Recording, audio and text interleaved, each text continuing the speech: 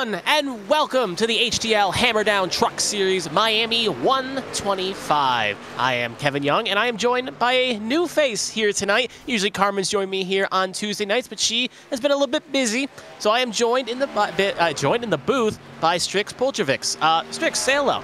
Hi, hello. My name is Strix Pulsatrix. You may have actually seen my face before on ABN a few times. I think I did the HTL Daytona race quite some time ago, and I've been here and there kind of thing. And you might have also seen me on track for a few of the ABN series races. But yes, here we are at Homestead-Miami for the Miami 125. We got some weather information on the bottom right of your screen. The current temperature is 77 degrees Fahrenheit with a humidity of 1 and a very, very light wind coming in from the north, and it is currently partly cloudy. So, given that we are using the trucks at Homestead, Kevin, what do you expect to see throughout this race? Well, it's kind of an interesting situation when we've seen these trucks. That high line has always been a supremacy we've seen at Homestead through Cups, Xfinity, trucks, what have you. Anything with 4 wheels that's a NASCAR level on it, it's probably running that high groove around here at a good level. The downside is obviously with the lower horsepower, you can be a little bit more flat out than you would be in a more powerful car. So it's going to be a little bit more or less risque, but the downside is running that high line too long. It's going to burn up your stuff, burn up your tires, and you're going to put yourself in a bad spot. So you're going to see probably early on some drivers really try to feel out the lines and choose their path, if you will. But I think over the course of the run and the long run, we're going to see cars slowly gravitating lower and lower and lower. And maybe a few daring souls will try to stay on that high groove and run it till it runs dry, but we'll have to wait and see how this all plays out. As practice is about to conclude here, we're watching on board with Chad Swatsworth, who's currently in 4th position in the number 25 truck, as he's coming out of pit lane to lap. We got a nice little cockpit shot of the driver in question. Obviously was not here last week for the Daytona race. Here he is now tonight, looking to try to start off the season well in that number 25 truck and try to get a victory and bring it home. Top of the charts, obviously, as we are going around here, just quickly run that down. Jonathan Adams currently leads the way with the fastest time in practice with a 33.15. And right now, you can, using our little fancy graphics here, you can see how fast he runs in the corners here, obviously trying to get around that 33 truck. And you can just see how hard he goes in the corner here, about 174, and then obviously we keep it a lot flat, but left off to about the 160 range, and then get back on. So it's a risk-reward situation, how you want to push it and how aggressive you want to be. But we're going to see drivers try different lines, which you don't really see in some of these tracks. Absolutely. Homestead is one of those really interesting tracks to race at, really fun to race at, actually. I don't necessarily have much experience at this track on iRacing in particular, as Chad Swatsworth gets a little bit loose but saves it.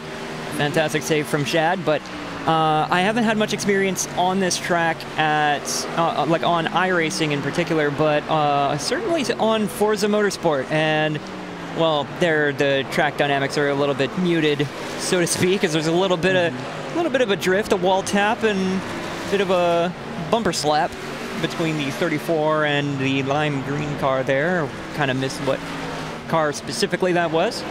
But like from what I understand of Homestead, there is a particularly fun little thing about this course where some people found out you can actually, if you get your vehicle up against the outside wall in just a particular angle with just enough slip angle in the car, you can actually create sort of like an aero bubble, which actually does happen in real life, where you can almost like ride against the wall, but you're still off it because there's this cushion of air between your car and the wall. And you could see the number 20 there trying to work that particular situation. That was Selena Thompson, but unfortunately did not quite work out.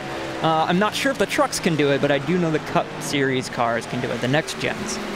Yeah, the speed may be just a little too low. We'll have to wait and see, as obviously a lot of drivers are daring to try this. Obviously, this is the pathway to the Cup. It's obviously a good situation if you can get good practice on the run. If Homestead is run next year in HTL for the Cups, it definitely could be a little bit of a situation where they can use that for their advantage. Personally, for myself, though, I know for a fact was a good driver here in the old NASCAR Eutechnics games, and also got 2 wins here at Champ Car Machinery. So Homestead's been good to me, but I would agree on this, at least on this point here.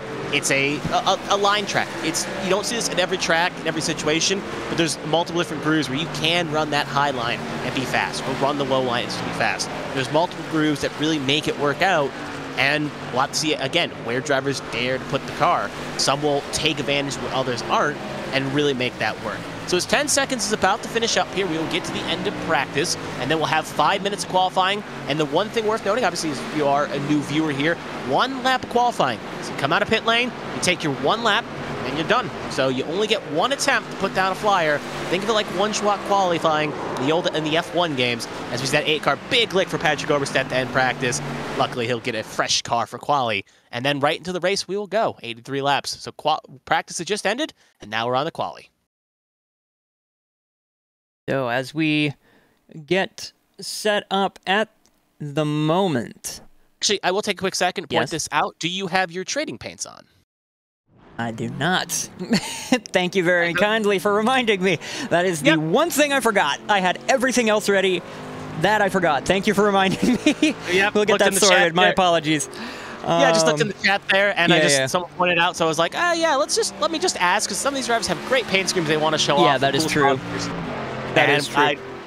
I don't, like, you'll be long gone by the time they knock on the door, and I'm going to have to answer all those questions till next week. So anyway, though, we're on quali here. We're following Patrick Oberstedt. He's going to be one of the first drivers to take the first run here. He will be the torchbearer. Not the first car, though. That is Dale Markowski, who just started a run now. So we're going to see that board fly quick here. So keep an eye on the times. Keep an eye on the board. We're going to see it fly quick when times come down, as most drivers elect to go out early in the session as quick as you can, because you don't want to sit around and wait too long. So here's the 18 truck I was talking about of Dale Markowski. He's going to be the torchbearer, set the time that everyone else will have to chase in that orange and blue number 18 truck. So he's coming off a 4 here, looking good to at least put down a decent lap here. I don't know if it will be the best lap. Across the line he will fly, and it's going to be a 33.77 for the 18 truck. As other cars begin to file across the line, we'll see where they slot. And Patrick Oberstedt will beat that time with a 33.36. And John Smee will slot in the middle. So as you can see on the top of the screen, we see the top 3 right now. It's quickly changing quickly. It's Oberstedt, and then it was Oberstedt, Wingen, Oberstedt. So the Oberstedt brothers currently 1-3. So we're looking for another car here. A handful of ones currently on the track. I think we kind of working on it. Yep, no rush. We got a lot of cars to pick from here. If you're looking for someone right now in a warp lap, Byron Jones, there we go. Had a strong car at Daytona last week. Led a lot of laps in tow with his teammate Pacey Wingen, and looking to try to get back on that front as well. Alfred Denny sets the fastest time now. He'll bump Patrick Oberstedt from the top spot. That 48 truck looking to join his teammate in that top 4 right now as he goes across the line here. And it's going to be the start of a lap, I believe it is. Actually, just finished his lap, sorry. And that's going to be P8 for the number 48 with a 33.47. So looking on the clock right now, Jonathan Adams just finished the lap. Penalty Sharp just finished the lap, and I think she went top 4 there. Richie Ode goes 25th. Angel Santiago is leaving the pits right now, so they are currently on a lap, if you're looking for someone to cut to here. Yeah, apologies on the cameras here. I am genuinely trying my hardest. I'm getting used to ATVO from a production standpoint. I've used it for spectating, but for commentary and stuff like that, but for production, it's a whole different ballgame. So bear with me as I get acclimated to it, but I do believe Angel Santiago coming towards the line to finish a lap here. No, she's actually starting a lap here. Don't worry, I'll help. I'm looking at, if you put me in that booth right now with those controls, I'd be just probably even more lost. Looking at SDK and seeing the time, so I'll try to point you around a little bit for some laps, but looks like Santiago and Blowers just started a lap. Santiago obviously on a flyer right now. They'll be the next 2 to put it down, and with so few time left in the session, looking at the clock, we only got about 2 minutes 3 left on the clock here, so not many more cars looking to put times, but Angel coming off a 4 here. We'll see what she can do. Can she beat Adams' time, which is a 33.24 across the line? It's going to be P6 for the number 23 truck, a 33.35 for their troubles. And then we'll cut to Bobby Blowers here as he's about to finish his run across the line, that number 34 truck. And it's only going to be good enough for 23rd. So Bobby Blowers in that Toyota machine looking to be going to have to come from the back here in that monster Gravedigger-inspired truck. Go to the front here. Looking towards who's not done a lap yet with about a minute to go here, so it looks like highly unlikely they'll put a time down. Zach McBride, Michael Saccone, and Nicholas Donfrancesco. 3 cars have not put times down and will elect to start, presumably in the back, and actually I think Donfrancesco invalidated their first lap. That is why they will be starting P last or P30 first, with obviously being a situation if you put a lap and you invalidate it, you go behind everyone, even the cars that didn't set a time. So we'll see how the rest gets sorted. But with no other cars about to put a time down with 20 seconds to go, it looks like it's pretty much safe to say that Jonathan Adams will be walking away with a pole position for their troubles, and they'll see if they can hold it on during the race. A very rapid qualifying session for the HTL Truck Series. I'm very used to the HTL Cup Series drivers getting quite a significant amount of time on track, having a lot of space between the drivers, but here in particular, qualifying wraps up relatively quickly, and now we are getting ready to move on to today's race. And once again, the race today is the HTL Hammerdown Truck Series Miami 125 at Homestead, USA, in the Homestead-Miami Speedway. So, with regards to your qualifying, whoops, I apologize. That is the incorrect ticker to use here. Here we go. Nope, still the wrong one. I got it. There we go. I figured it out. So here are your current, here's the current setup for your grid today. And I'll run through this as quick as I can. Jonathan Adams and Mark Parkhurst will take up the first row here. Then it's going to be Shad Swatsworth and Alyssa Pelletier-Sharp in row number 2. Then we're going to cut to Alfred Denny and Angel Santiago. He did a good lap there. He'll be starting in row number 3. Patrick Oberstadt and Pacey, I'm going to make sure I got this name right. They gave me a correction. Wygent will be in row number 4. So Pacey Wygent in row 4. Row 5 is going to be Christopher Pendell and Austin Mongold. They'll make up the top 10 here. Byron Jones and Stefan Oberstadt in row number 6. Dean Clavitt and Jonathan Smeal in row 7. Eli Sasick and Joshua Gaiman in row number 8. Lily Frazier and Richard Gonzalez in row 9. David Pugh and Callie Height in row 10. Kevin Feemster came so close to winning last week, looking to try to get a win here. And Scott Poznansky. Poznansky threw me off last week. Poznansky will be taking up row number 11. Oh, I skipped one. Well, row 12, I'll quickly see if I can pull that up real fast for row 12. Row 12, I believe, would be Bobby Blowers and Dale Markowski, if I'm correct. My apologies. And then we got Caleb Eichler and Greg Pillar here in row 13. Richard O'Day and Zach McBride in row 14. And Nicholas DiFrancesco and Michael Saccone will make up the last row of the grid here. Oh, and Selena Thompson in row 16. So that will be your grid for today as the drivers get set up for this race today. Jonathan Adams will lead them on, but before we do... Yeah, I was about to say it, so I think you'll lead us in here. In a direct response to last Wednesday's shooting in, I believe it was Maine, a few drivers here on the grid are sporting Maine-inspired liveries, and we would appreciate everybody taking a moment in silence to respect the victims of this tragedy.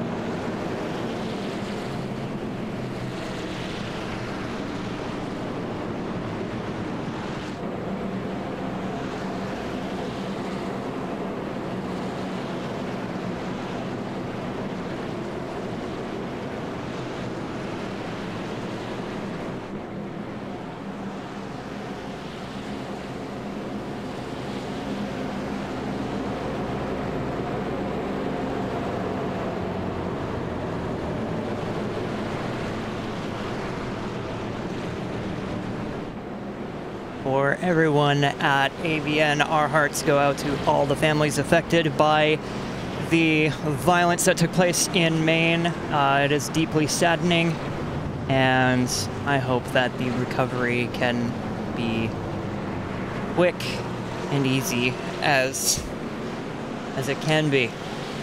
But we are moving on forward as the drivers get resorted, and we'll be getting ready to go green, I believe, This next time by. This time or next, but I think the lights are out on the pace car right now. So I think it is going to be this time by as they're getting bunched back up here. Looks like it was extended 1 to 2, now 1 to 3. So maybe next time by. Regardless, though, the field going to get bunched up, going to get very racy. A lot of trucks want to go out here and set the season off right here. Obviously, last week being Jeremy Breu, who runs full-time in the Cup Series, when not going to be as effective for the overall point standings as not a full-time runner. So for a lot of these full-time competitors, they're looking to have good runs here, try to make this occur tonight. As Pace Truck will take one, actually we'll pull off now. We are going to get ready for green here. Green. So green flag is out, and we are underway for the Miami 125. Good launch there for a lot of cars. Let's keep it clean going into one. See what line can prevail here. Oh, the 31 is sharp. It's a little loose. She's going to keep it safe, though, but check up that far outside line. So looks like she kind of got a little squirrely there. Again, everyone going to try to take a quick evasive action as everyone's getting up the toe here. So now be on board with said 31 truck, as that's always a bit of a sketchy feeling when you lose it in front of the field like that, knowing there's a lot of cars around you. Don't want to get swallowed up. That could have easily went from bad to worse, took out a lot of cars, but luckily she keeps pointing in the right direction. She'll keep it clean. But Jonathan Adams, similar to what he did in practice, similar to his qualifying lap, he will now lead lap number 1, looking to try to get a sweep of the weekend. But obviously, we still got a long way to go for that can happen. So it looks like Callie Height had a little bit of an incident. She is slow on the front stretch, got a little damage, though she'll have to get that thing fixed up in that number 3 truck. But big little wiggle. But we'll cut through the field here. Catching on the number 25 truck is Shad Swatsworth right now. He is in a battle for P4. Big mover there, Angel Santiago. He is currently sitting in 3rd position. He's going to try to hold off the charge from Shad. I'll see if we can get a really quick replay of what happened with Callie Height here. Oh, yep. That's a replay right there. She got hooked and right into the 20. So the 41, she hits the wall, bounced off into the 41. The 41 hits the 20. Obviously, she gets the worst lick of that. We'll see, again, she's already a little loose there coming out of the 4. The wobble came right up into the lane. At that point, she's trying to get it saved, and she just couldn't. And then a little bit of net coded the 41 right into the 20. So big lick for the 3, and that's going to be very hard to fix up, because that was a big little lick there. So we'll cut back to live action here, as we see right now that said Shad trying to make a move on Angel. Honestly surprised that that incident was not a yellow flag, but we keep rolling here. And also a little neat feature of the HTL truck series, no stage cautions, so they're going to be running flag to flag without any without any competition yellow flags, but yellow flags are still prone to come out.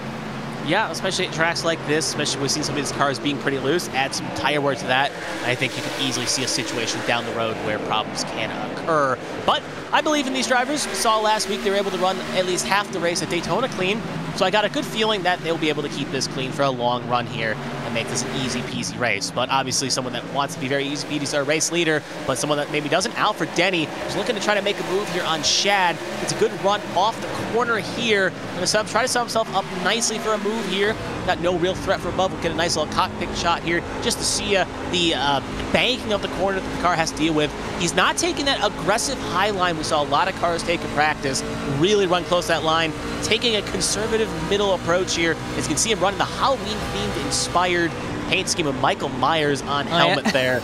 Yeah. Nice little touch. Michael Myers on the helmet. You know, it's weird. It's interesting because it's Halloween night, and we do have a caution, so I have to hold that thought. It's going to be a spooky day for Bobby Blowers as he was involved in something, along with Dale Markowski. So they looked like they were involved in this caution. We'll see if we can get that pulled up eventually here. But Regardless, though, yep, no rush, no rush. We're in no stress situation, just pointing out who we think it probably was. I think maybe David Pugh is pitting as well, so he may have had a piece of this as well. All right, we'll see if we can catch it on the replay here. Here I had a notification from going slowly. A little bump with the 34. Ooh! Oh! Yeah, that little bump there is going to be the issue. Now I wonder where Markowski comes in this situation, because there's Blowers, and maybe that's going to explain it. Yep. I'm like, where's Markowski? There he is, as he will hit the outside wall there, and that will explain how 3 trucks. So the Gravedigger, the Slim Jim, and the Orange and Blue Machine all involved in our first caution of the night here. One more replay, you can just see nowhere to go from that 18. The hole closed quite quickly, and he was just hoping to miss it, and sadly he did not. He'll pay a price there. That was unfortunately a right place at the wrong time moment. Just when a car is up high like that, they're inevitably going to come down the banking, and it's just a matter of trying to get by before it happens. And unfortunately, Markowski did not quite make it through. Speaking of looking at the situation right now, we have a mixture of strategies here. We got basically up to P13 right now. Jonathan Adams came in along with a lot of the front runners here. So a bit of a mixed bag. We have a 31 car field here, so a little above half electing to come in, take service here, as you can see by the pit road thing right now. Look, a good amount of cars have already left here, but a lot have pitted. Some notable names: Jonathan Adams, Chad Slotsworth, Patrick Oberstadt, Byron Jones, Casey Nugent, Stefan Oberstadt, Josh Gaiman, Kevin Feemster, John Smeal, just to name a few. There are probably a few other drivers as well I'm glossing over quickly, but interesting to note, they will take service, and most of them took fuel only, though, so not a lot took tires. Only one that came in, presumably for at least 2 tires, was John Smeal with a 10-second pit stop. So back to the front here, you can see the Lace lead in turn has handed over to Mark Parkhurst, as he's taking the lead with Angel Santiago, Alfred Denny, Christopher Pendel, and Eli Sasic, your top 5 here, as we get ready for a restart soon rather than later. As Noble cars went a lap down, we should be going green. I think this time by, as the lights are on the pace truck, so we'll be quick bunch up and a quick go here on lap number 9. Speaking of, though, oh, go ahead. You had something to add? I was just going to say, so far the racing has been relatively clean. A few scuffs here and there, but we got through about 8, 9 laps before we had a caution. I have seen yellow flags happen sooner with much less time between them. So we'll have to see if the drivers are capable of keeping the nose of their trucks clean, as we can see the final car trying to catch up to the field before we go green. Do want to finish my point, though, I was saying before the caution came out, though. It is Halloween night, or I don't know what time zone you're in. It still may be before night, evening, you could say. We haven't mentioned that once in the broadcast. But yeah, some drivers having Halloween-inspired schemes and paint schemes. Obviously, that 21's a good example right there, and that Halloween slasher-inspired paint scheme. So in the 94 as well, I think that's actually not inspired Halloween, but a Spirit Halloween car a few rows back as well there, number 71. So pace truck going to pull on in here. It's going to be the 42's control. Green flag is out, and he gets a great launch there. Not as much 23, and we are underway for the second restart of the night.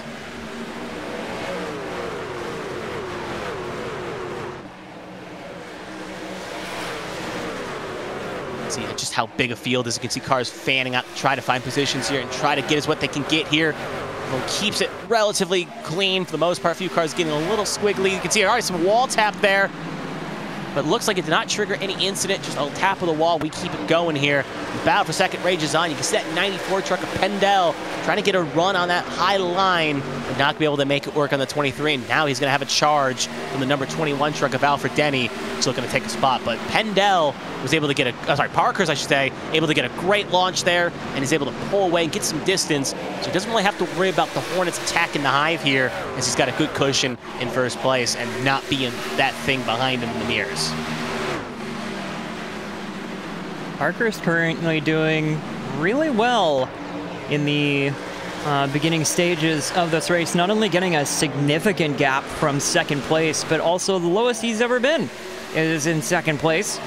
So maintaining a certain level of dominance through the early stages of the Miami 125, but don't discount Angel Santiago, who is just behind with a tail of trucks chasing down the leader. Yep, you can say that again here. And again, he's got a fast truck. We saw that throughout qualifying. Second car, I think he wanted the track position here, knowing that if he can get some open space, maybe get a long run, he definitely take advantage of that, as most of the cars are still on the same tire strategy. Just those cars that pitted took fuel only. Right now, speaking of the cars, the pole sitter in question that led most of this race right now, Jonathan Adams, he's got himself back into the top 10 as we follow on board with him. And he's trying to he's going where the cars aren't in front of him right there. He's trying to make that third line work, but it's a little risky. As you can see cars slide up right there, the 41 for instance, and if they cut up while you're trying to get a run, you can easily put yourself in a bit of no man's land situation. But Adams willing to take that risk. But the car spinning in front of Alfred Denny, who's going to spin right in front of Adams, I should say. And that is going to be a big lick for the 21, and the 83 got a handful of damage there. And I was kind of just saying, like, there's a risk in that third line. If a car goes up, you got nowhere to go. And that just paid out for our pole sitter and Alfred Denny as well. The Halloween-inspired theme. So he's going to actually he'll stay out here and try to pit with the rest, but big lick for both cars.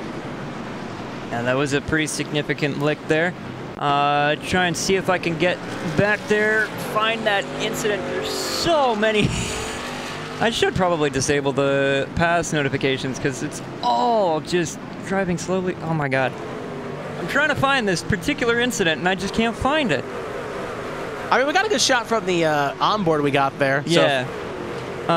So that was Alfred Denny who spun, correct? Okay. Yep, so let's see if we can through 3 and 4 pull here. back here. Yep, we'll do a little rewind here. Do this the old-fashioned way. So back to live action, well, not back to the replay here. We're going to see it's coming through 3 and 4 here. Keep an eye on that car right now on the high side right now. And let's just see if it kicks or does he get some help here. Yep. Oh, he gets a little tap from the 41, and that just sends him a 3. And also that 51 truck also got a lick of that as well. Everyone else will avoid Alfred Denny here and split him.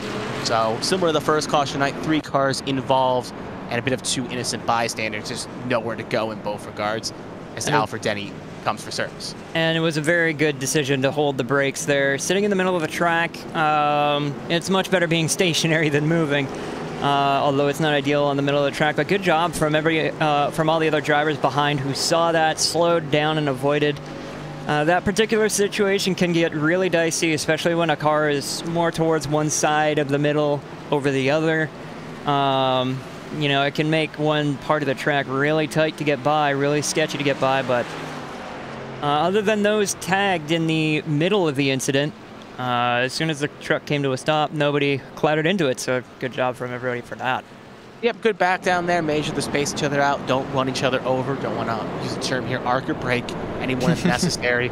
But yeah, everyone paid each other good respect, made it spaced out, and most people got through that relatively okay, but obviously some got some damage. So looking to see who pitted on that service here, we did have a handful of stragglers come back in. Some did stay out who pitted under the previous caution. But looking at the cars that have not yet to make a service stop here, we're looking at Parkhurst, Angel, Christopher Pendell, Lily Frazier, Dean Cavett, Eli Sasick, and Alyssa Pelletier Sharps, your top 7, and Zach McBride, Richard O'Day, who's currently in 14th, have all yet to make their first stop. But what's worth to note as well is a lot of cars that came in under that second window elected to take tires. So first pit stop, a lot of the cars on 7 only took fuel only. Second pit stop here, all that came in electing to get tires along with fuel. So they're topping off and getting some fresh rubber. And it's only about a 7-lap difference though. So interesting situation at the very least, as they're going to try to get off sequence and maybe try to get some track position the longer way here.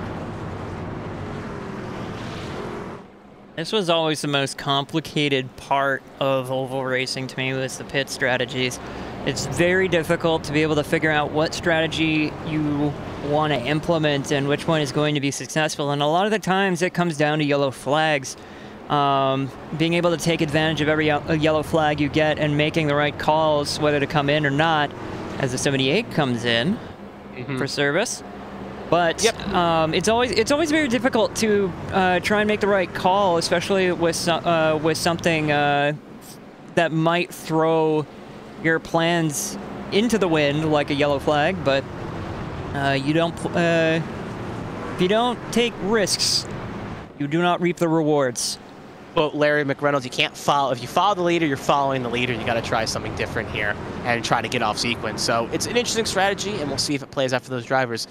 Looking at the commentary, I do want to say one quick thing here. That 94 car, someone's wondering how it's not a Halloween scheme. It's technically a Nightmare Before Christmas scheme. So it's in one of those weird gray areas where some would consider Halloween, some would consider it Christmas. So it's a bit of a weird line here. So it's half Halloween, we'll call it in that regard here. Speaking of, there it is, the 94, with also the Toys for Tots, which is a bit of more of a Christmas drive situation. So when I looked at it, I was like, feels Christmassy more than Halloween, but it does have that spooky aurora as it's right next to the 71, who on my screen has a Spirit Halloween car, but running last week's Daytona scheme for the 71 and above. So irregardless of that, though, just pointing something out. But anyway, though, pace car going to pull off here, pace truck, I should say, as we're going to get ready for the third reset of the night. Pace car going to pull off here, and a green flag, and away we go. Another great launch for Parkhurst, but he's going to be a little bit more fouled this time as Angel and Christopher are not going to allow him to get too far away here.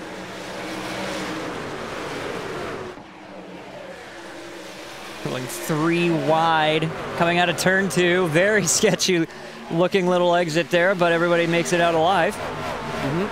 And the battle up at the front is looking like it's settling down just a little bit as the 94 comes up the track, and Angel Santiago moves just a lane down, just a car width down. But once again, Mark Parkhurst takes another lap around in the green flag. Yep. Again, especially after seeing what happened to our pole sitter, maybe he's kind of saying, all right, I'd rather be up front and take this than be back. And look at that right now in that long shot right there. He pitted, he be back there in that pack right there. You can see the point. Speaking of, there's an accident right in that back of the pack there. That will trigger a yellow flag. I'm trying to see who exactly it is. You can see cars spanning out here. I think it was a 39. 39, it was the 39. Good call there, Strix. As wondering if they got any more cars involved in that incident. At the very least, we know they got some good damage on that hood. I am thinking that okay, I'll just screw around with my settings here real quick. Hopefully I can figure out something here. Maybe this is going to work. Whoop. It's going to show us what happened here. Oh, okay, this is something different here. We can see the 48 gets a little loose. That may cause this checkup here. Didn't see that. So 48 gets a little loose. I'm going to assume this is going to lead to something else here. A bit of a scramble situation. Oh, right there you can see 38 get some help there, it looked like. Yeah. He was right in front of the 45 truck, and I think he may have, the 38 truck there, 39 truck came up into the 45. See if we can get one more look at it here. Actually, we're back to live action. Never mind. I'm trying to work on it. My transitions aren't working either. I don't know. I'm new to ATVO. If it was on IR live timing, I'd know what I'm doing. I swear. No pressure. No pressure. But yeah, unfortunately, don't want to come off as condescending here, like go, go, go. I'm just like seeing what I'm seeing as well. Nah, you're calling what you're seeing. That's all good. You're doing what you're supposed to do. It's just trying to finagle with all these controls, and I'm not getting all the notifications I should be on the live timing thing here. It's ugh. Well, while you take a look at that, we'll see some other cars electing to come back in again here. A few cars worth noting: Chad Swarsworth, Pacey Wingent, Brian Jones, obviously involved in that little bump thing we saw there. Dale Markowski, Josh Gaiman, David Pugh, Kelly Hyatt, and Greg Pillar. A few of those cars came in, obviously, for damage-related purposes or previous incidents they were in to try to fix up what they can to get that car up to running speed. Still, the same 7 cars that stayed out last time have stayed out again here, so they are going long. But that gap, what's worth noting is a lot of the cars that came in on 7 have not consistently stayed out here. So worth noting, Austin Mongold, Selena Thompson, Zach McBride, and Nicholas DeFrancesco all came on lap 7, took fuel. Actually, most of them took tires, excluding Austin Mongold. So it makes sense they stayed out. But a lot of this lap 7 pitters that came in that took fuel, they have come back down on 14 or 20. So maybe not the best of calls in the world there, as they've ended up kind of just pitting along with everyone else. But you win some, you learn some. You learn what you learn, and obviously with still many laps here to go, we're not even halfway yet. This could easily change in a different direction. All right, I'm gonna see if this works really quick. We're gonna try something new here. I'm gonna click a button, and then it's gonna play the margin and the transition. All right, fingers crossed. I learned something! I figured it out! All right, cool. Now how do I get back to live? Do I click this button? Yes, I do! Oh, I'm so good! I'm so smart. Hey, learning on the fly. Trial by fire. It seems to be working quite well here. Awesome. Okay, I figured that out. It's a little bit more finagly than I'm used to, but I can work with that. But, I believe the lights are still on the pace truck, so I think we still got another lap of yellow flag racing to go. But if you are just joining us now, you are currently watching the HTL Hammer Down Truck Series Miami 125 at Homestead, Florida, right? Is it Florida? Yep, Homestead, Florida. If they are in, you are correct. We are in Homestead, Florida. Homestead, USA, Homestead, Florida for Homestead, Miami. Not too far away from Miami in question. I think it's, I want to say, a 2-hour drive. Probably have to ask one of my friends on that one. Give me a correct thing if he was watching, or if he is currently watching. It's probably going to sound off on me for getting that number possibly wrong. But regardless, we'll take a quick look at the current conditions here. Obviously, Sticks went over it before the race started. We'll take a look at the current ones. 75 degrees Fahrenheit, 1 humidity. Wind is still 2 miles north. It's still a partly cloudy racetrack. No rain. Picture perfect Florida day. Beautiful conditions throughout here. Be a great day to go to the beach, but currently got a race to call and a race to see here. So as the field gets bunched up, Parkhurst and Pendel will take up the front row. So Angel is no longer not on the front row here when they usually were. He was usually. Now he'll be in the second row, losing a couple spots on the previous restart. So Parkhurst, Pendel, Frazier, Santiago, Clavitt, Sharp, Mongol, Thompson, Sessick, McBride, the top 10. Pace truck going to pull off here. Parkhurst going to take the flag. Green is out, and away we go again. It's another great launch here by the 42. Get him well cleared going into one as the rest of the cars fan out here trying to fight for the position to get towards the front.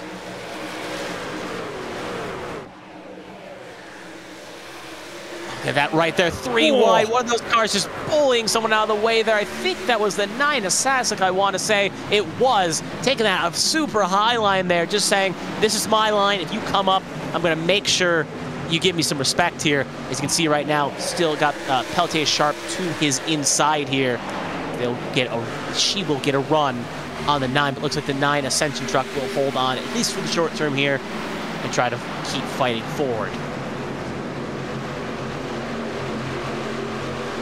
There's 3 wide there, good cut there. As you can see right there, trying to fan out here. It's been the name of the game, just especially in this middle to back pack here. You just want to get towards the front. As the 20 is going to make a move here, try to split it 3 wide. It's Thompson, Sharp, and Don Francesco. We'll see who can get the best run off the corner here. Sharp coming down almost into the 20. Leaves enough space there. 31 will fill where Don Francesco was. And now they'll be 2 wide here, but it sets the motion. Sharp will come down there, take the 20's line away, and it'll open the door for the 28 to make a run along with the 46. So Smeal looking to make it up, almost Sharp into the outside. She's going to get a little loose here. She will save it, as you can just see from this great onboard chart here from the 20th Selena Thompson. Just shows you how much of a quagmire is going on right now. As you can see, I want to say Space Invader helmet right there. As you look to her left side, you can see that she's got not much, as she's trying to avoid the 28 who got into the wall just a tad, and she'll now take the line here. Seems I cut to the gyro at just the right time there on Selena Thompson. Some really momentous occasions there with one car going wide. I believe that was Alyssa Pelletier first on the turn 2, and then another car on the wall at 28. Very fighty field we have here tonight at Homestead. I will say you're finding those camera cuts a lot better than Carmen does usually on a broadcast, so hat tip to you. You're make sure you get those good shots there. Make this, car on the wall, big spin. I think it's the 83 Adams who just got hard licked on the wall. You can just see the effects. It was actually not. Yeah, more cars there. It was. Looking at the list here that was involved, Jonathan Adams, Selena Thompson, Alfred Denny, Pacey Wingent, Byron Jones. Selena Thompson gets another incident. And I saw from my perspective, the 83 just got, I don't know if they got hooked or they lost it, but they hit that wall at a 90-degree angle, and a lot of cars had nowhere to go as a result. A very unfortunate set of circumstances indeed, but let's see if we can grab a bit of a shot of what went wrong here. I think we're going to want to look at Jonathan Adams. He was the one that hit the wall a ton. I think he'll give us the best look at this. Looks like this is back at the restart here. I think my ATVO is having a smidge of a fit. This was back on lap 24. We're currently sitting right now, so we want to go to 29. All right. So that's a couple laps down the road here. That is a couple laps down the road. Unfortunately, I am trying to find some controls here that I'd be able to access, but I can't seem to grab any, unfortunately. New software, everybody. Yep. Learning pains. So while you fiddle with that, here we'll actually come back to live action to show you that 83's cars are electing to take service here. Worth noting, the top runners now officially have come in for their first service of the night. Parkhurst, Frazier, Pendel, Santiago, Clavitt, Mongold, Sasic. Pretty much everyone's in. It'd be easy to tell you the cars that didn't pit here, which is Don Francesco, Ponensky, Eckler, Blowers, and Pillar all staying out. Everyone else in for service. And lots of drivers electing to pit now. If you haven't done so earlier, this is about the best time to do it. Looking to try to take one more stop here if my math is correct. Obviously a lot of green flag runs here, so the run has been extended quite nicely by all the cautions, but it's safe to assume that if everything holds, we're looking at 50, 55, I'd say, for next service, and then try to get to the finish from there if you can. So one more pit stop if you're pitting at this moment here for a pit stop, and then you should be good. But for some of the cars that have stayed out, most of them came in at lap 14. Well, actually, Ponensky, Eckler, and Blowers all came in 14. Greg Pillar came in at 20, and Nicholas Don Francesco came in at 7. Worth noting, Smeal, Oberstadt, Patrick, and Stefan all came in for you. Only first car to take 4 tires was Mark Parkhurst, who is currently in 9th position. So a little mixed bag strategies even on the pit stops there. See what has happened. So luckily no cars have, I think, officially gone 1 down here at the moment. Obviously, actually I think O'Day is a lap down to the field along with Selena Thompson. So a few cars will now officially go 1 down. O'Day's actually now 3 down. So, but most of the rest of the field still on the lead lap. So a lot of cars, even if they got some damage, have been able to keep their trucks on the lead lap. There is O'Day right now, so still running, just a few laps down, probably trying to, I believe, getting some repairs on the car, something like that, but... Looking at the chat here, Roros, I think they are in this race here. Looks like he said he lost all sound, tried to fix it, hit the wall, and then came down into the 83, which caused that effect there. So that caused the 83 to get into the wall, and presumably a lot of cars trying to take evasive, ended up doing things into that regard and ending up taking some wrecks here. So field will get bunched up. Obviously, we'll be going green not this time by, but next time by. Byron Jones is actually just taking it behind the wall, so that will now give us officially 30 runners out here tonight as the damage has been terminal. But looking at some of the list here, some cars still on it. Shad Swatsworth, Alfred Denny, Pacey, Wygent. Got to make a note for that in the back of my brain. Jonathan Adams, Selena Thompson, all still on pit lane here, fixing damage, but Byron Jones, the only car to elect to take, call it a night.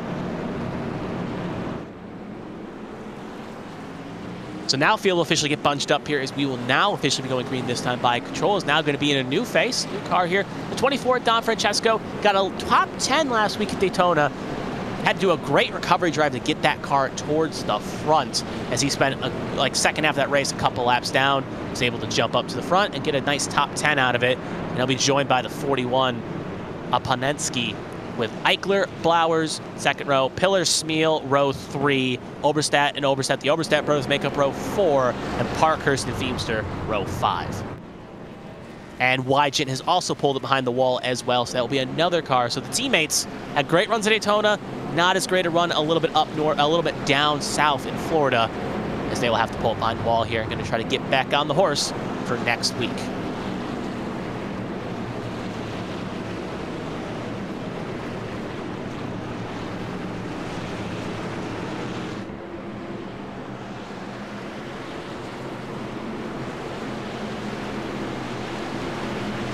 pace truck, it is not a car, will come on in this time by. We'll be ready for the fourth caution with the fourth restart of the night. Green flag is out, and away we go.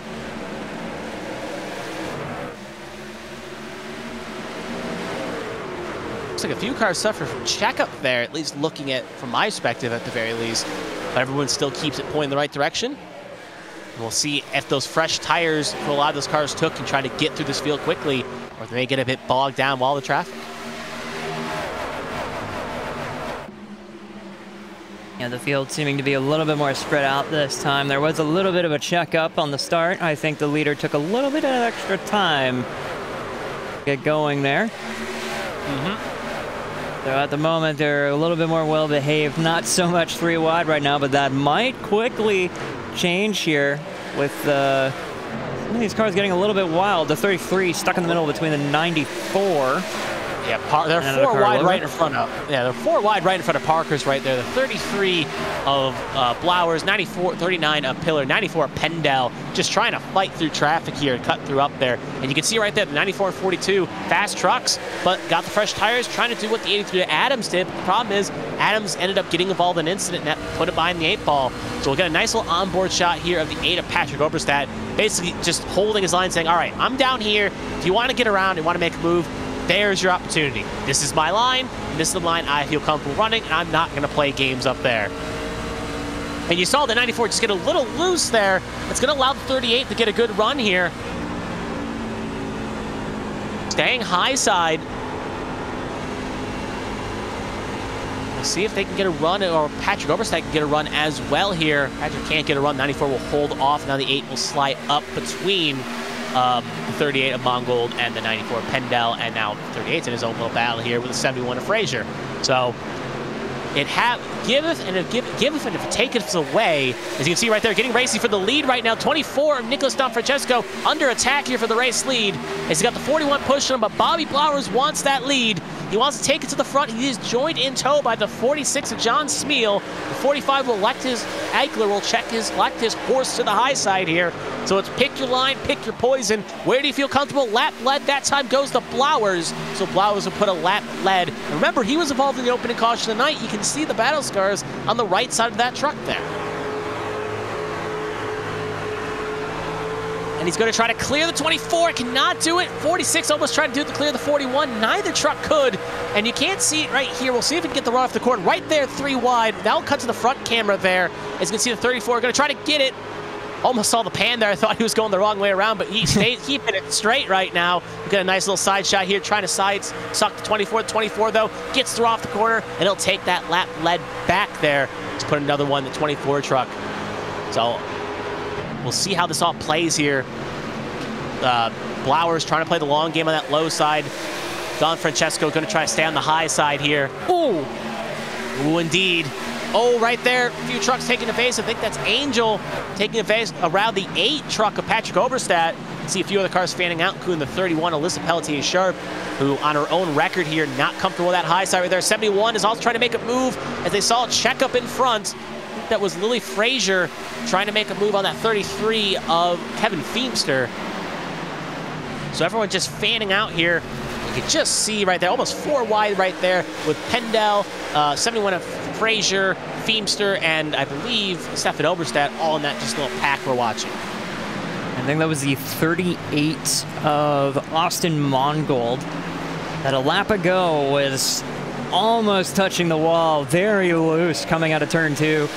Everybody scattered around them as the front is now getting fighty. 3 wide to the front there. Saw Smeal make a move. It wasn't Smeal, sorry. It was the 42 of Parker's. He wants his lead back. He's got those fresh tires coming in on lap 29. He wants to take to the front here and take this lead, and he will successfully get to the front, and now is going to try to set his wagon, set his sights, and sail away here, away from the Hornets, away from the mess, but the 24 is not going to allow that. Donfrancesco going to go in deep, try to take the run, but you can just see the disadvantage of the older tires. He's not able to stick it as well as that 42 can, and you're going to see it on the run off as the 24 may have to cut loss here and tuck back up in a second.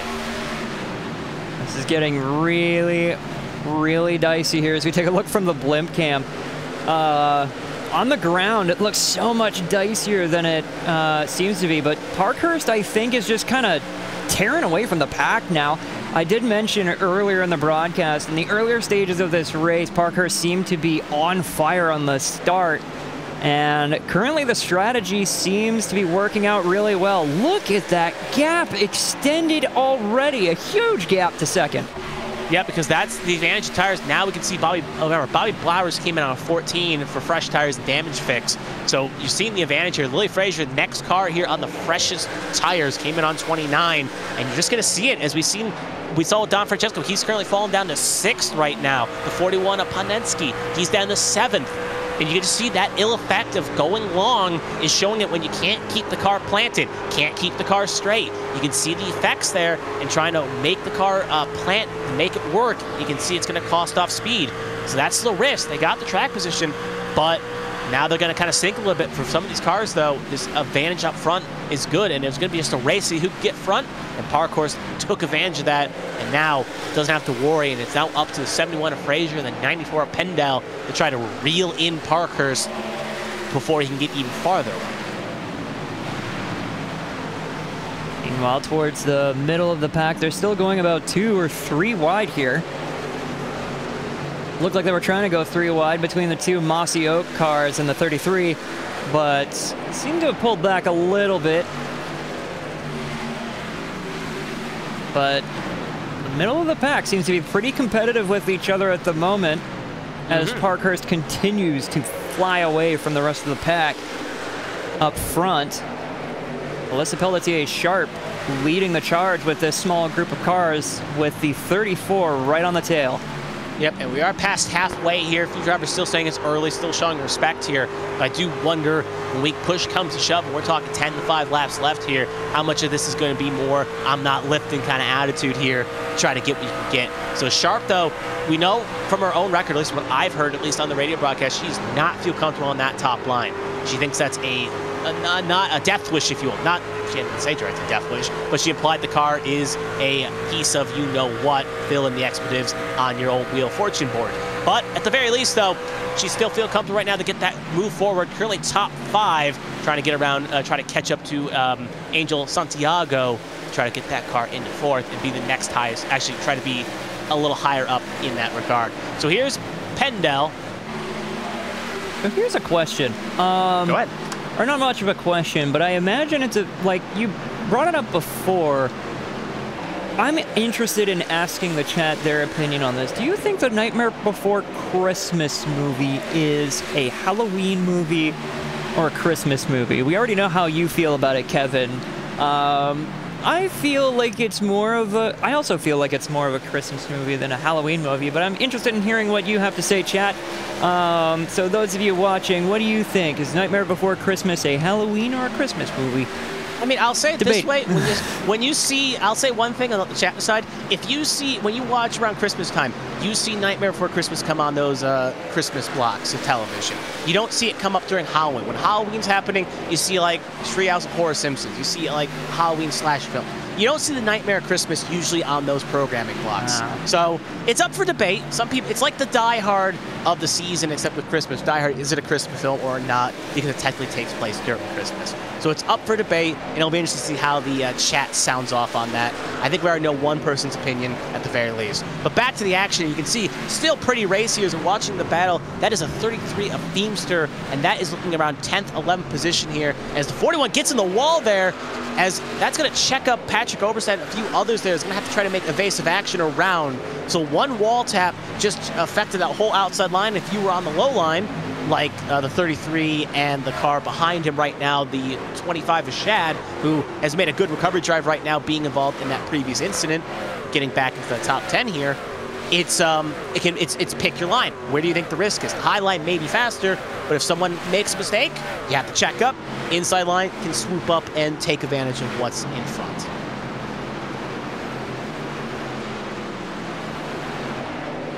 Field is more spread out now, and just as I say that, truck's going 3 wide down the backstretch into turn 3, but dealt with fairly quickly. The 34 relatively slow here. But yeah, the field is spread out just a little bit more. The pit strategy is starting to play out a little bit. Some drivers probably thinking about pitting soon, and that 34 is very off the pace right now. I just think dropping positions. That's that tire where you're seeing effect right now. Remember, he pitted on 14. He's the only car that pitted on 14 with tire wear on 14. The only other car that was on his strategy somewhat was Nicholas D'Francesco, who pitted on 7, and he just came in 2 laps ago for service. So I think he's kind of hit the limit of the tires. They've fallen off a cliff, but the problem is right now, is he pits now? He's going to have to come back in again. He's going to kind of check up the car behind. He's going to get a bump for his troubles. I think he's going to have to come down pit road. Now he's going to hit the barrels. He's going to Larson into the barrels right there. Probably kill the engine too, and that's a tow. So Bobby not going to be happy with that. But at the same point with the speed, and that actually will trigger our caution as the caution has been thrown. But that bump right there, he was going just so slow in the corner, he just got bumped. And at that point, with the tire wear, he was a sitting duck. He just couldn't keep it straight. Yeah, it seemed like he was touching the apron, just trying to get down onto the apron to get into pit road, but unfortunately, the driver behind, I'm not sure who it was. I will tell you that right now. It could have been, I'm hearing from radio chatter, it could have been a pit stop of Blowers. He was trying to pit, maybe didn't let anyone know. It was a 28 truck that ran to the back of him with Zach McBride. And McBride is in the onchling that he was pitting and just didn't make indication of that. But the speed he was running 123, 124 in the corner, and it didn't look like he was braking. So I don't think that was a pit stop attempt, because he would have been a little bit slower or more on the apron at the point he got bumped. So that was just natural speed. So we'll take a look here at the replay here. You already see Flowers right there hit the tire barrier. And just out of frame, yeah. Check up, and he's going to get his own. This is what's going to cause it, actually. Oh. Try and find the... Good there eye it is. there. That'll be what it is. Caution. That would have bring out the caution here. Makes more sense because try and take another look at that. Surface. So let's see. You can see the white truck with Saccone. There's Callie Height. It's going to play out just in front of this. You got to see right there. So it was the 41 truck and the 28 truck. Looks like they got stuck on each other, and the 28 ends up getting the worst of it, at least from the replays we've seen. I'm just going to just a little reverse bit this here. a little bit. Oh, did he actually get pinched because Saccone was there? Yeah, Saccone goes through. 41 tried, and he just got ping-ponged. So the 41 ended up getting ping-ponged there, and that's what caused it. Yeah, so this would be the yellow flag. The unfortunate incident with Bobby Blowers pummeling the pit separation wall was not what had in fact caused the yellow flag. It was a separate incident, but a similarly sketchy situation, just getting pinched between 3 trucks and not having anywhere to go. Really unfortunate situation there. And I think it had the effect because obviously the incident with Blowers affected McBride, who then affected that. So it was kind of a chain reaction. One led to another, led to another. So as we cut back to live action here, worth noting, all cars came in. Christopher Pendel missed his chance the first time by. He's coming down the second time here, but all that track position that Nightmare for Christmas car got just lost as he made a slight mistake on calculation and will re-hand the lead back over to Mark Parkhurst. So Pendel just kind of got caught napping there, I assume, is the situation, and ended up just having to come back down now and going to lose a lot of track position because of it. An unforced error is what I would believe. Yep, actually, I would call that. Actually, I just went back to look. It looks like he thought more people were going to juke out, and they didn't. So he was trying to play bait there, like, okay, everyone else will probably pull out here, more cars, and by the time he pulled out, no one else did. So he realized he had to cut his losses and come in, or else suffer a similar fate that we saw with the 24 and the 33 and just be a sitting duck. So every car took their service here at 53. Looking at the math, it should be good to go. Obviously, tire wear may be a bit close if my math is correct. Obviously, we've had a lot of caution laps here play effect, but we saw him last pit around like 30 laps. So they've already gone about, 23, 29. 29 is when they came in. So that was a good 30-lap run there, 23 laps. So it's safe to assume that I think most of these cars here are good to go to finish here. But obviously, if we get a late caution, I'd assume if they have a set of tires left, you're going to use it. and take those tires if you need. So pace truck should be getting bunched up here, and we should be going green this time by. See a few wave round trucks going around the leader to get their lap, going around the pace truck to get their lap back here, and that will bring us to, I'll quickly do the number calculation crunching here. We have 23 trucks on the lead lap. Alfred Denny, first truck, 1 down, along with Josh Gaiman, and O'Day is 2 down, with Blowers, Wingent, Jones, Adams, and Thompson all behind the wall or still in pit lane with a lot of damage. So 27, 6 cars still running, 23 on the lead lap as we are about to go green again. And you'll see there's the top 5. Parkhurst, Frazier, Clavitt, Santiago, and Pelletier Sharp. 42, 71, 56, 23, 31, your top 5. Round out that top 10, it's Oberstadt, Mongold, Oberstadt, so Stefan Oberstadt, Austin Mongold, Patrick Oberstadt, Kevin Feemster, and Callie Height. Remember, opening incident, she's back in this and back in the top 10, so we'll see what she can do for the first time in a while, not trying to chase down what happened before.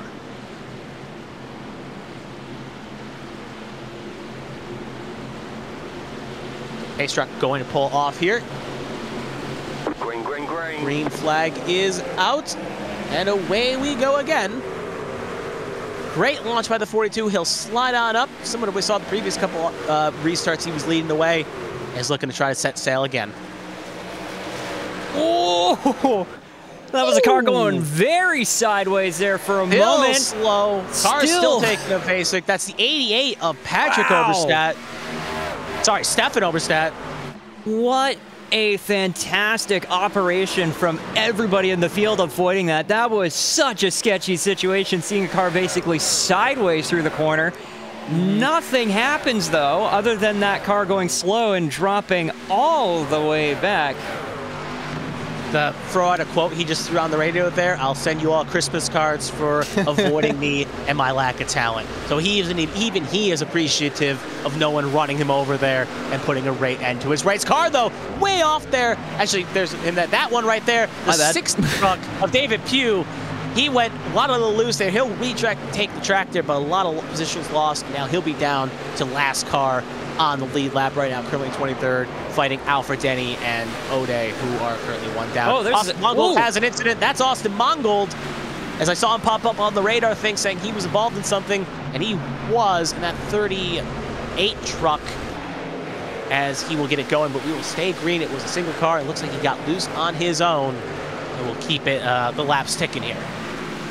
And we'll take a look at that incident right there. We just saw a huge stream of smoke coming out of there, so I kind of want to get a look at what happened there. Oh, just a little bit loose on the 38, and just get loose on his own. It seems just loose on the turn 4 there. Good job saving it, keeping it off the wall. That was a fantastic job. But certainly a very sketchy situation. Lots of very close calls in this section of the race. Back up to the front, though, Mark Parkhurst has been caught. Lily Frazier was giving a run for the money of Parkhurst along with Dean Clavitt, who actually took a lead there for a little bit. So Parkhurst under threat here at the moment. Maybe trying to back stuff up here. 56 on the back of the 71 here.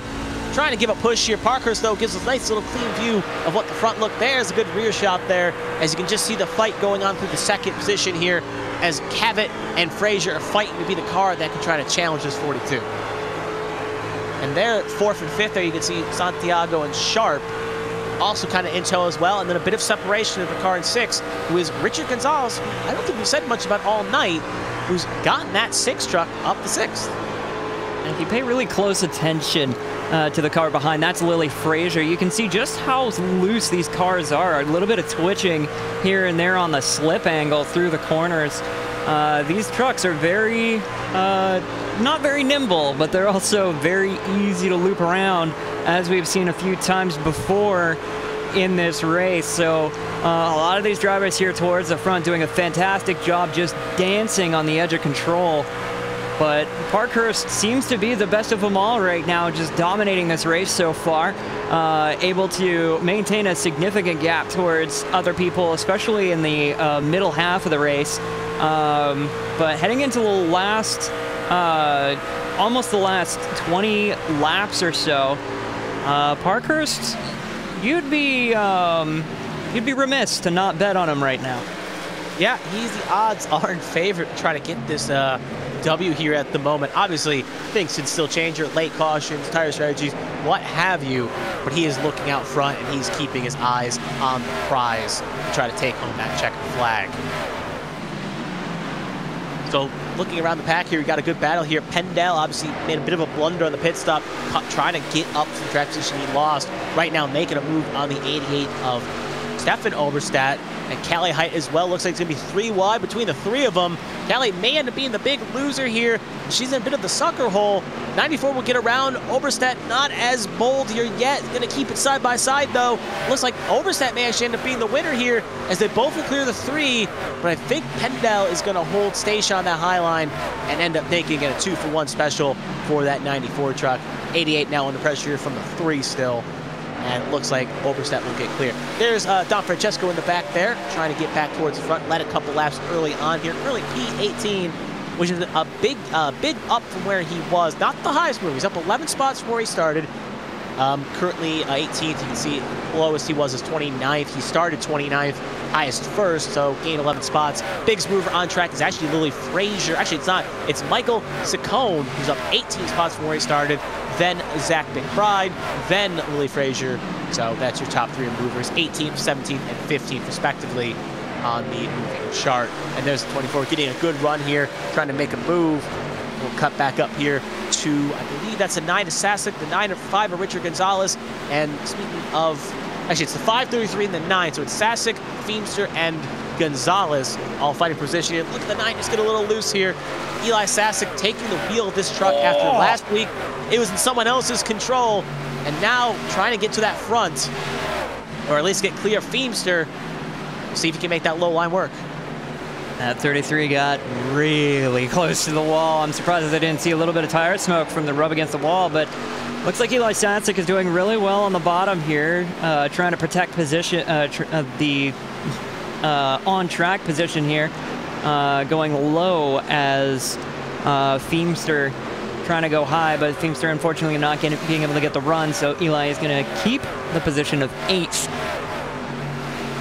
But that was a pretty interesting situation there, seeing 33 get close to the wall, and we now have a caution. We have a caution. Looking to see who it is. It's a 51 truck. He is slow off of 3 right now. That is Joshua Gaiman. Yeah, you'll see his puff of smoke there. He was 1 down, so I'm wondering if he, yeah, it was a, looks like it was a, just going back to myself to see, it looks like it was a single spin, so he had no assistance. I believe. This was argued to be the cause of the caution here really quick. So maybe it was something else. I saw him spin, on my perspective, see if anything happens to Sharp in the 23 of Santiago. No, that was incorrect. So we'll see if this one was here. Nope, that wasn't it. Okay. Nope. Come on, ATVO, please. Find the something. There's Gaiman. There's Josh Gaiman. And taking a loop here. Yeah. There it goes. That car has suffered that truck has suffered a significant amount of damage, especially to the rear end of the car. You're going to have a little bit less downforce on the rear end of it, so it's going to be a little bit looser. And coming into the corner, the rear end just loops around on him, unfortunately. But good on him for continuing to, well, to keep on trucking, because you know that is a very frustrating situation to be in. It's never fun to be driving a car in such miserable repair as many of our drivers are currently in pit road. Yep, Lily Frazier is the only car to stay out here. So that's, again, maybe similar to what we saw with the 94 truck. Frazier going to stay out. I wonder if 71 will elect to come down a second time. Obviously, again, it looks similar to what happened with the 94 of Christopher Pendel, where went out and tried to maybe take the chances, hoping a few other cars would stay out. But especially with how tires have been the name of the game, getting that grip, we saw Pendel, Mark Parkhurst, I should say, was able to carve his way through the field with a hot knife through butter with just about a 12-lap tire advantage. And we're looking at about the same gap now, if not more, because Frazier pitted on 52, the rest of the field pitted on 67. And I wonder if Frazier's going to tough it out here and truck it out, or is she going to come in? Looks like 71 will stay out and take it. So hopefully she doesn't. Again, we know I see it on my screen, a Spirit Halloween scheme, so it's kind of worth noting, at least on this point, at the very least, is that 71, hopefully, because Spirit Halloween stays open for at least a couple more days after Halloween, hopefully she can keep that thing open and take home the win, at the very least. Also apologize, had to refresh the paints because it seemed like the one truck was really stubborn, didn't want to be displaying the paint, so hopefully we'll get that fixed. I apologize to the team manager for that, as well as the driver. It's trading paints. Sometimes I know last, like a couple months ago, it was just a problem where one scheme would never change no matter what you did. So it's just sometimes the nature of the beast, and it just kind of stinks sometimes. But trading paints still provides a good service for what is provided. So anyway, though, so it's going to be Frazier leading the tray with Parkhurst in second. And Frazier's just going to have to try to hang it on for 15 laps because everyone behind has fresh tires, all took tires. So look and feel, it's Frazier, Parkhurst, Clavitt, Sharp, Santiago, Oberstadt, Patrick, Oberstadt, John Spiel, Eli Sassen, Kevin Feemster, Zach McBride, your top 10 right now. And there's the white truck of Michael Saccone, another scheme that did not load in. Not at all. So everybody, just so everybody knows, if you see a white truck in the background, it's Michael Saccone in the 19. I apologize to the 19 team. Something's going on with training paints, but you know, technology. What are you gonna do? Worth noting, it's also white on my screen as well, so it is a two-person thing here. So neither are is that intentional? That can't be intentional, is it? It can't be because there's no number on it at all. So I think it's a glitch, but it's just a glitch that we're both experiencing. Interesting. Very odd indeed. But in any case, the lights are out on the pace truck, so this will be the last lap before we go green. And I gotta ask, before we get to that point, Lily Frazier took a pretty significant gamble here, sitting out in front, not taking any tires. And it makes me wonder, is Lily Frazier counting on another yellow? What is the game here? It's interesting because if she's gambling on another yellow, I don't hate the call, especially racy, fresh tires. We've seen it. But the downside is that if she comes in alone, let's say caution happens 3 laps, it's just kicking the can down the road. She would need it to go long enough and hang on in order for this to work. But if she sinks too far before it can happen, obviously that's no bueno as well. So pace truck going to pull off here. Frazier's control. We'll have 14 to go here. Race is flying by. Race reset again. And here we go. Frazier gets a good launch. Parkhurst does not get going there a little bit. That's going to open the door for the 56 of Clavitt to jump up here, and Santiago to try to clear that 32 truck. Whoa, that's a car going sideways in the middle of the track. Yeah, a little bit of clipping, a little bit of bumping. I think that was Pendel. Yeah, 4 wide in the back there. Pendel getting split here. Bit like a cheerleader on the mat with the doing splits and cartwheels and such. As you can see right there, the 60-28-18. Fighting car, puff of smoke. Think Pendel's in, not Pendel, the 19 truck of Saccone is in the wall as well. No, big check up. They're going 4 wide, and that's not going to work. Got hooked there. We actually, I think both cars are straight. We keep it clean. But Saccone obviously not happy with that. Just got basically shocked there. Bit of a shock and awe situation. But we stayed green because no car ended up going around. So no one spun, no caution. We stay with 12 to go here. But they're getting quite racy here. And also up for second. As you can see right up, battle for fourth actually is shaping up quite nicely here. Yeah, that was a particularly dangerous moment there. I think Saccone had splattered the wall. You saw the puffs of smoke from the tire rub on the wall.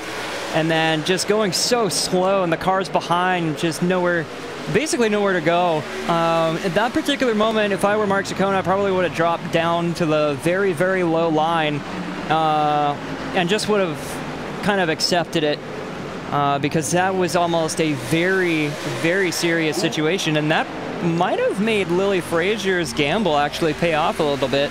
Well, I'd say that, but we're looking right, yeah, the pit stop. But right now, though, 42 Parker is going to try to take the lead here around the high side, and you'll just see that tire advantage pay off of that 42 as they can plant it. Frazier not going away here. Car, though, way off the racing surface there. Trying to see who exactly that was. I believe that was Austin Mongold. Correct. He'll rejoin the surface as Parkhurst is able to get around Frazier. So Parkhurst up to the lead. And now looking to try to set sail here again. Bit racy though there. Sharp, Sasic, a lot of trucks there. Spiel under pressure there. Cavett, Frames, Feemster. That's the word I was looking for. Everyone just racing hard here. It's very feisty here with less than 10 to go. Only 9 laps left in this race as the drivers are starting to get a little bit more desperate, a little bit more aggressive with their moving. Eli Sasic is going to go low on the 56 with the 46 going up high just ahead. 56 getting a little bit of a run on the 46 there, the hero car up ahead. And it's going to get tight once again while I believe Lily Frazier up ahead. Still leading this pack at least a little bit, the pack here, but once again, Mark Parkhurst just bolts up ahead with a significant gap. Yeah, honestly, Angel Santiago and the 71 to Lily Frazier getting a little bit of contact, a little squirrely, but both cars keep it straight, or both drivers keep it straight. But pointing back to what I was saying, though, right now, if you're some of those cars right now, you need a caution to try to get one more chance to catch that 42. But the problem is that 42 has been so good at restarts that he's almost a bit of an odd situation right now. So it's weird. Frazier just trying to hang on, get a net positive here. As you can see, she gets a little loose there, and it's going to allow Santiago a chance to get a run. Oh, car 41 spinning off in the distance there. Going to not hit a wall there, but he's coming back up, and he'll save it. Though, again, another chance at a caution. We avoid it quite nicely there, and with 7 to go, things are playing out quite nicely. As there's Scott Panensky, as you can see, 1 lap led. Yeah, Scott Poznansky is the truck that was going sideways. Fantastic save. Lowest position in the race was 26th, but currently sitting in 20th. Very fantastic wheeling and dealing from Scott, though, to keep it straight as we head back up forward towards the field. Yeah. I do think a few drivers are going to be knocking on his motorhome at the end of this race, though. We'll see how, not going to say names or who, but I think a few drivers may not be frustrated with 41 tonight. But 31, though, is sharp. Not many are going to be as frustrated with her. She's going to make a move on Sasic, and that's going to put her firmly in the top 5. Now going to try to get around Spiel. Actually, Patrick Oberst, I should say, put her up in the 3rd, and she will successfully, well, not successfully yet. She's got the car ahead, but she's not clear. A little further back, though, Frazier now looks like she is fully fallen here. She's down to 8th, just trying to get this next 5 laps to go by quickly and stay in the top 10. Yeah, it was only a matter of time before those tires started to go. She needs a pit stop right now.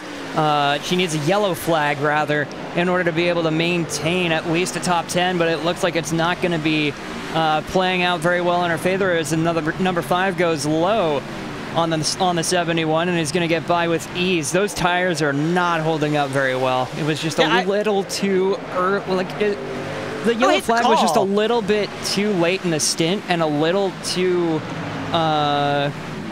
too late in the race to be able to make that strategy call pull off. But fair move. You don't win without taking some risks.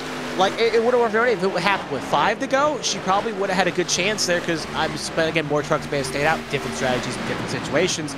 But it could have been a lot better because we saw that she was able to get a good run and clear for 3 to 4 laps. So it was a good strategy if it was a shorter distance to finish. It was 5, 6 laps. She could have easily brought a top 5 or top 10 home. But sadly right now, she's just trying to stop the bleeding. But at least for her favorite there, she's going to probably fall 12th or 13th. We'll do a quick summary here as we're coming close to the finish here.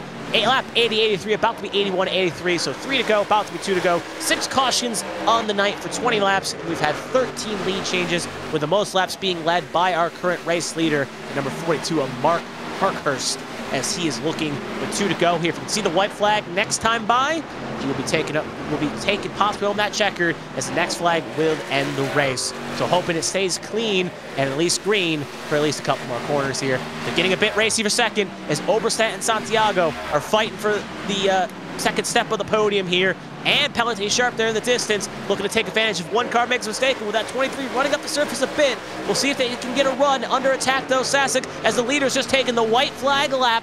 So Parkhurst is taking the white flag lap. Cars fighting here. Sharp wants to get on the final step of the podium here. We'll see how it works out here.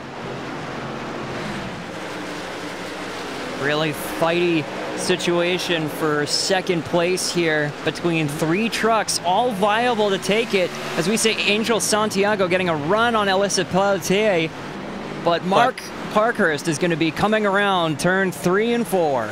Parker's down 3 and 4. He's not put a foot wrong, had a good qualifying run, survived the danger, survived the trouble, and he will win the Miami 125 here by a comfortable margin. Patrick Oberstadt will bring it home in second. Alyssa Pelletier-Sharp in third. Angel Santiago fourth, and Eli Sasek in fifth position. So great run for all those trucks there, but Parker's gonna take a bow there when he gets out here and gonna celebrate like it's no tomorrow. Gonna enjoy this Halloween night. For some it was spooks, for spook, tricks, what have you. For others it was treats, and it's a nice moment here for that 42. He's definitely gonna have a good treat.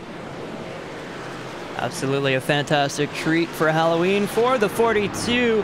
How about a win at the Miami 125 here in Homestead for the HTL Hammer Down Truck Series? Fantastic race from Mark as he gets a little punt from Angel Santiago. And just a fantastic race and excellent camaraderie from all the other drivers driving their main paint schemes in honor of the victims in the tragic events that happened this past Wednesday in Maine. But Mark Parkhurst burning it down to celebrate this win here tonight. And it's going to feel nice for him here. He's going to celebrate hard here. Again, enjoyable victory. When you do win a race like that, it's definitely fun there. No special helmet, though, for the Halloween season, running a Bass Pro-inspired helmet and paint scheme. But he is going to burn it down and going to enjoy this moment. And that 42 truck also took the fast lap of the race. So, overall, good weekend. Takes the fastest lap and the race win. Couldn't get the fastest lap in practice, nay, the qualifying, but I think he'll be more than happy with the consolation prize of a race win. Absolutely. So we'll see if we've got some of our drivers ready to get some interviews here. But before we do that, we should take a look at our grid, our finishing results here. So for our finishing results here, we had Mark Parkhurst in the 42 end up on the top step of the podium with Patrick Oberstadt just behind, and rounding out your podium would be Alyssa Pelletier-Sharp in the 31 car. Yep, a little bit further down the field here. Angel Santiago 4th, Eli Sasek 5th, Dean Cavett 6th, Stefan Oberstadt 7th, so couldn't match his brother in 2nd, but still will take a top 10. John Vesmeal 8th, Richard Gonzalez, hey, got in the top 10, kept in the top 10, and Christopher Pendell recovers from that little pit stop blunder there, and we'll get that number 94 truck back in the top 10. Moving further down the field, we got Kevin Feemster in 11th. Lily Frazier hangs on for 12th. Austin Mongol 13th. Nicholas Don Francesco gets it back up to 14th. Caleb Eichler 15th. Callie Height, after the opening lap incident, gets it to 16th. Shad Swartzworth 17th. Greg Pillar 18th. Scott J. Ponziak 19th. And Zach McBride rounding out the top 20. Still got more cars here. Alfred Denny, 11th, 21st, I should say, not 11th, matching his car number. Dale Markowski, 22nd, will be the last car on the lead lap, and then we'll get to the cars that finished a couple down or retired. Josh Gaiman, 23rd, and Richard O'Day, 24th, both 3 down. David Pugh, involved in that incident, we saw him hit the wall hard. That was a terminal issue, finishes 25th. Michael Saccone, also involved in that, could take it 1 lap less, will finish 26th, 12 down. Bobby Blowers hit the barrels, 27th, 24 down. Casey Wygent, 28th, Byron Jones, 29th, both retired early, and Jonathan Adams, our pole sitter, not having a good day, will finish 30th, and Selena Thompson had not a great run here today after what happened last week at Daytona. We'll have to get back on the horse and try again next week. We'll finish P31 of 31 runners. So that will be the final results here, and we will get to the interviews here. Looks like we got the top 3 all in the waiting room here. So first up on the docket would be our race winner, Mark Parkhurst, who won the Miami 125. Mark, how do you feel? I feel amazing. I have not won a race in so long, and I whooped them tonight. This feels so good. Could have fooled me. How you were driving out there, I thought you would have won more recently than that. No, I have not won since June. I know that because it was my birthday. Well, fair enough. I guess I'll throw out a good question. Obviously, you were a dominant force here, but it did seem like you up front. You did have some rivals there, mainly Jonathan Adams and a few others. But how did the truck feel out there tonight? As it seemed a lot of drivers were struggling when the wear got on, but your truck always seemed a bit planted. I was trying to use more of the right rear rather than the right front. Use a little more throttle mid-corner, and it was it was really helping it like stay loose the way I like it for the entire run there. I think a lot of people were relying more on the right front than the right rear, which it got a little heated a few times. Tried to spin me out a couple, but you know, got a little dirt experience. Save it. And you also did show quite nicely, as we're watching a quick replay here, that when you carved up through the field here, you were able to take the lead and run it out, but you also knew how to get through the traffic when it needed. So I guess I'll also throw, how did the car feel during the traffic as well? So we saw it in the open, but did it play a lot differently in traffic as well? It was a little bit tighter.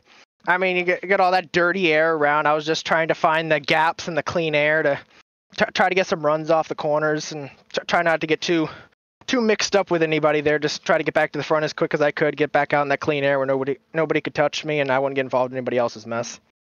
And we saw another question here. When we saw the last caution there and everyone came in, excluding Lily Frazier, what was going through your head there? Did you think, all right, I can get back up there? Or did you feel like, okay, I'm a bit concerned of what happens next? What was going through your mind with that last restart and caution? No, I felt very confident about my strategy. I figured we had like 12, 13 laps on the tires already, and we'd have to run 12, 13 more. I didn't think it was very good decision to stay out there on that old of tires, especially where we had 2 sets left sitting around in the pits. And I mean, it threw me off when she stayed out there, and she was the only one. So I got right back up the second, which, I mean, a little bit better restart. But could have worked in my favor, but I mean, I still got back up there in the end. Yeah, hey, doesn't matter when you get back up there, if you get back up there in the end. One more question before we'll do one more thing after, but we'll ask you one more question here. Milwaukee is next week. How do you feel about Milwaukee? Do you like your chances to go back-to-back? That's a wild card for me. That's the only oval track I don't own, so I'm gonna have to buy it, do some practice, and I mean, I got 2 races there next week. I got the Cup Series and the Truck Series, running some more double duty, so hopefully some track time will do me good for the truck on Tuesday, but Monday's all about learning and figuring that place out. Well, as it is an ABN tradition, along with other broadcasts here, you now have the floor here. So if anyone you want to thank, sponsors, family, friends, pets, what have you under the sun, the floor is yours, Mark. Congratulations on your victory, and take it away. First, I got to thank my mom for watching. She's always out here supporting all your broadcasts, watching my races and all that. If my buddy's still watching, I sent him the link earlier to check it out. I hope he stuck around long enough to see me win. Shout out to Dean and Chris, Blake for putting on this league. You guys for broadcasting. I know you all do a fantastic job over there at ABN. I always go back and watch them. And I do want to say my heart absolutely goes out to everybody up in Maine who lost loved ones, family, friends, all that. I mean, that was only like 2 or 3 hours away from me, and it hit real close to home. To hug everyone a little tighter this week, so my heart hurts for them. I had the scheme honoring everyone tonight, so glad to get it done for them. Well, yep, it was a unspeakable tragedy, and a lot of drivers here at ABN and also in this community have our prayers going out to them. But thank you for joining us here tonight, Mark, and we hope to see you. If things go well, maybe we'll be talking to you next week, but we hope to see you next week at Milwaukee, and hopefully you can put up another good run like you did tonight. Oh, I hope so. So thank you for joining us. Yep. So anyway, we'll move on to our second place truck here, if I can ever find the chat here. It is going to be Patrick Oberstadt, who came in second, so we will bring him on in. So Patrick, this is the ABN booth. This is Kevin. You got a copy? I got a copy. All righty. Good second place there tonight. And let's get on some questions here. You were buried in a lot of traffic there, so I asked a similar question to Mark. So how did the car feel in comparison to clean air, and especially in traffic? How did it feel out there? Was it loosey-goosey? Did it feel strong? What did it feel like to you? Yeah, loose air in the pack. You could barely breathe on the throttle, and it was hanging out. But once I got like P3, P4 up there, I could stick the throttle down and still grip up to a point where I'd have a good run on the outside. But that's about it on that. But it was just hella loose.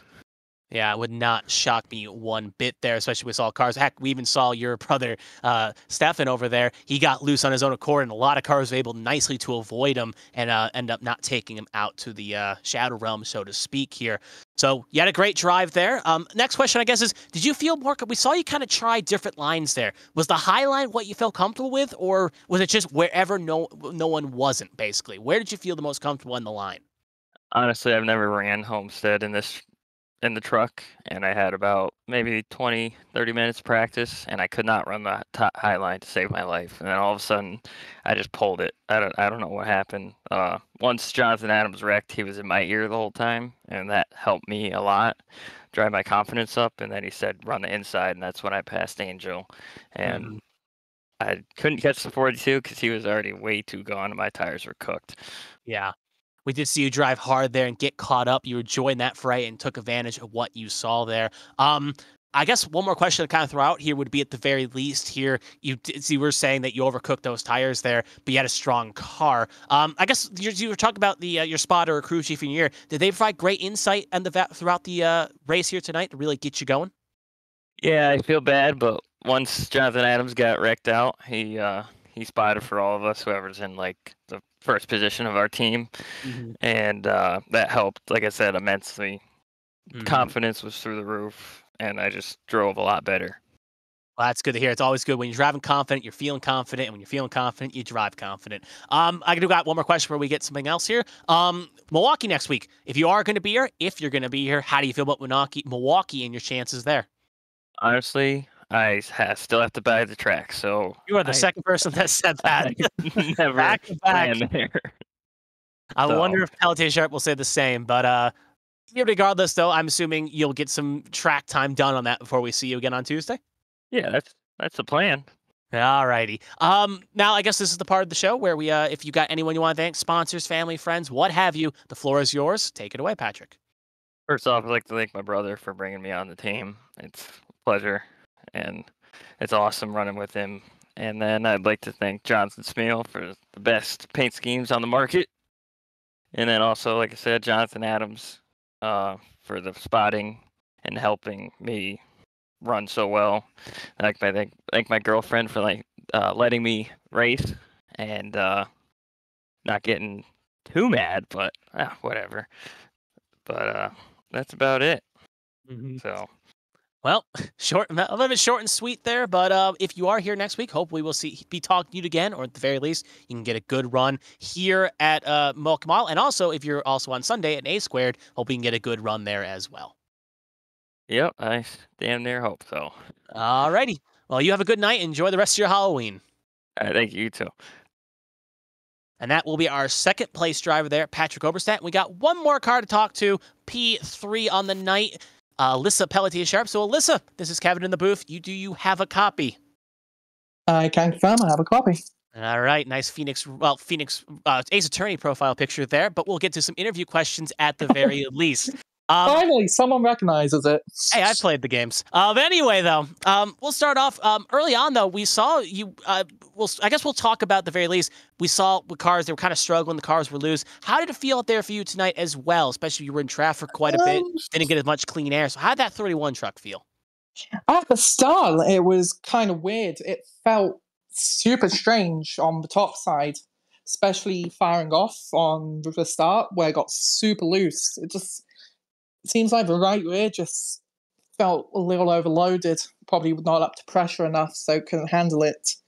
It sort of got better as the run progressed, but most of the time it was just sort of about sticking to the sticking to the bottom and developing the long run when we could do it after a flurry of cautions.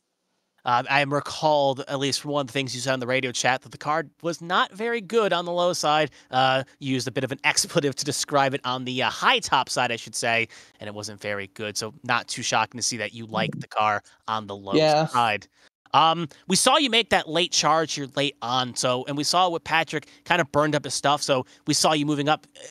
Were you feeling very confident? You felt confident you got the podium, but you think you could have got second as well there in the end?